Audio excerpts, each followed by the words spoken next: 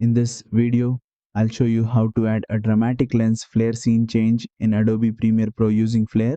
This transition creates a burst of light between your clips, making the scene change feel cinematic, dramatic, and premium.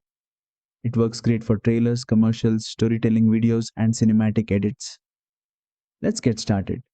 First, place your two clips on the timeline and make sure they touch at the cut point where you want the transition. Now go to the effects panel, search for flare.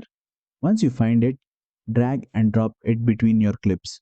Now select the transition and open effect controls. Here are the most important settings. Angle controls the direction of the lens flare. Scale controls the overall size of the flare.